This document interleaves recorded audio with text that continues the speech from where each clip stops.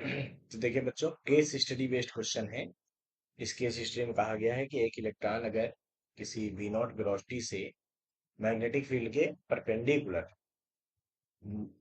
Are radius में move कर रहा है। अपने को पता है ना, अगर कोई इलेक्ट्रॉन वी नॉट वेलोसिटी से आता है और ये वेलोसिटी मैग्नेटिक फील्ड के क्या है, परपेंडिकुलर है, तो उसका इलेक्ट्रॉन पे फोर्स लगता है। कौन सा फोर्स लगता है बच्चों?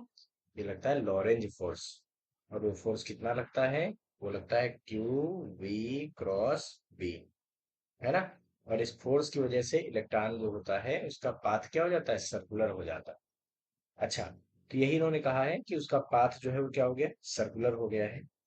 और वो उसका जो टाइम पीरियड है वो क्या है, टी नॉट है। अब क्वेश्चन पे आते हैं। क्वेश्चन ये कह रहे हैं कि if the speed of the electron is now doubled to two v naught, the radius of the circle will change to. अच्छा बच्चों, अगर स्पीड क्या हो गई, डबल हो गई। अब समझो, पहले अगर वी नॉट स्पीड है तो मैग्नेटिक फील्ड में क्या रेडियस होती है इलेक्ट्रॉन की, वही घूमने की, ये होती है m v naught upon q B.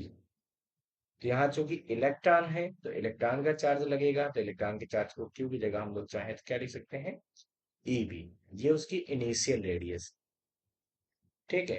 अब हमसे कह रहे हैं कि इफ वेलोसिटी इज डबल्ड, तो इफ वेलोसिटी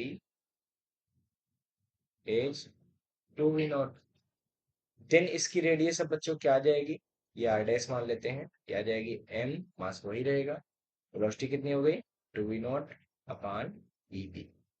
अगर आप ध्यान से देखो तो क्या लिखा हुआ है, ये लिखा हुआ two m v naught upon e B.